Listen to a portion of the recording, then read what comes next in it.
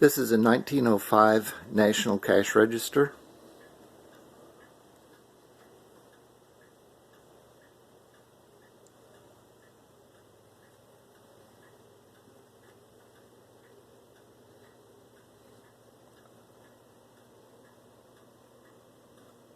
This is a model 42 3/4. Was made by the National Cash Register Company of Dayton, Ohio. The tag says they had 395 styles and sizes.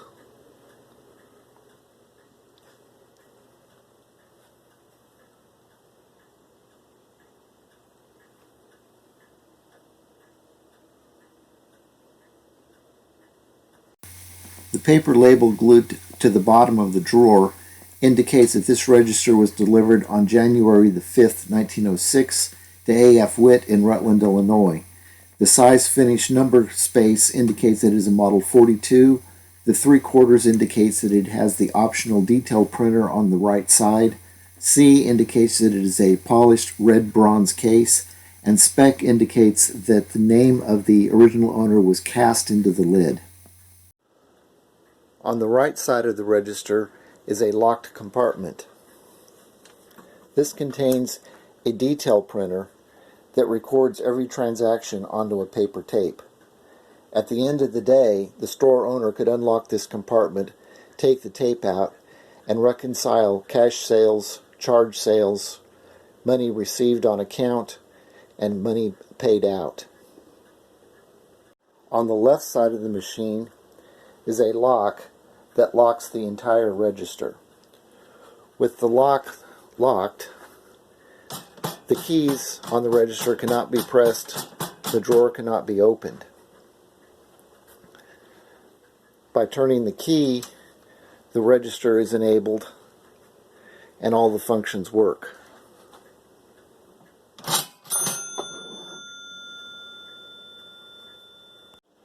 This type of register is powered through the action of pressing the keys. There is no motor or crank on this type of register. Since the action of pressing the keys is what makes it work, all the keys for a transaction have to be pressed at the same time.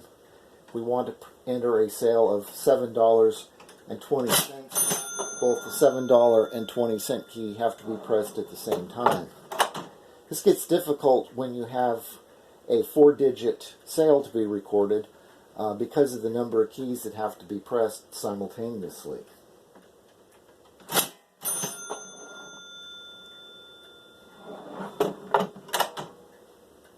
Since each key on the front is tied to a single flag that shows up in the window, the amount shown on the customer side of the register is backwards. In addition to cash sales, this register will also record credit sales. If a customer were to charge an item, push the charge button, enter the amount, say $3.35. We'll show charge in the window. It will record charge onto the detail strip, and it will increment the charge counter under the lid. If the customer comes in to pay their bill, we'd push the received on account, push the amount they paid, say $3.10. It will show received on account, again recorded onto the detail printer, and increment the counter. So you just wanted to take cash out of the register, we push the paid out key and then the amount that was taken out, $7.17. And finally, to just open the cash drawer, you would push the no sale key.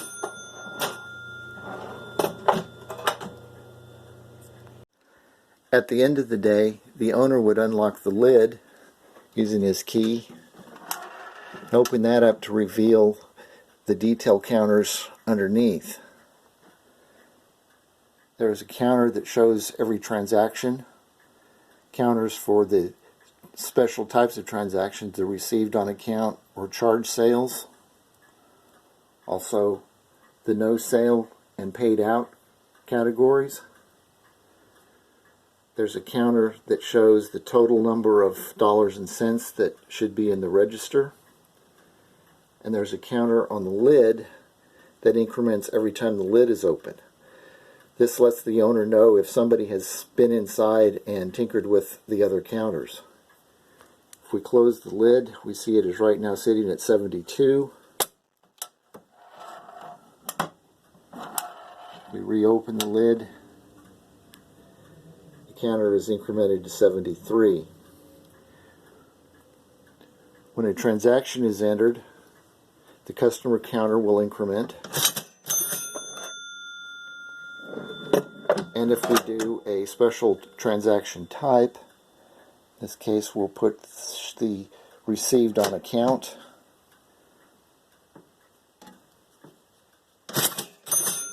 See that incremented from 8 to 9, and the customer counter also incremented.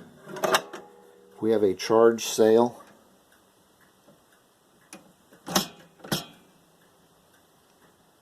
We can see a similar thing happen. At the end of the day, the owner could reset all of these counters back to 0 and be ready for the next day to start over again. There's also a removable key that can be used to reset the dollars and cents counter back to 0. That key can also be used to put down in this little slot, and it pops the cash drawer open.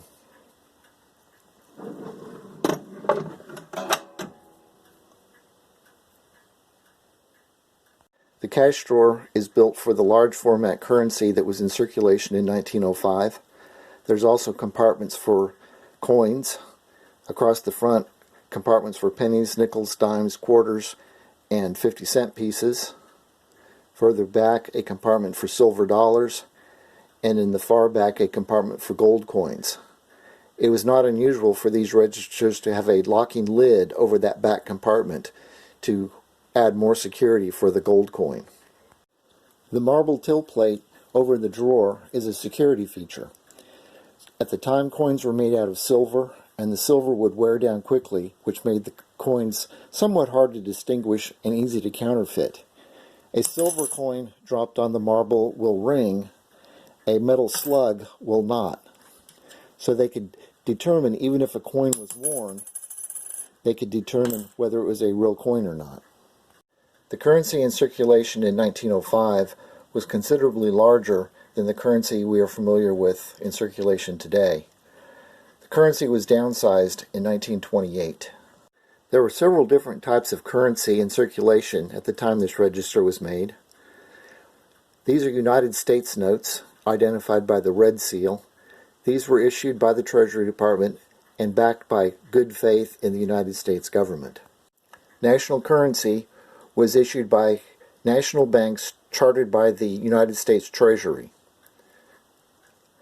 These bills were individually signed by the bank president. This bill is from my grandfather's bank, the First National Bank of Fleming, Colorado, and has his signature, J.L. Morris, in the lower right corner. Silver certificates were backed by silver coin. In fact, federal law required that for every paper silver certificate issued, the Treasury was required to have a minted silver dollar stored in a Treasury vault. Finally, there were gold certificates. Gold certificates were similar to silver certificates, except they were backed by gold coins. Gold certificates were made in denominations of $10 and higher.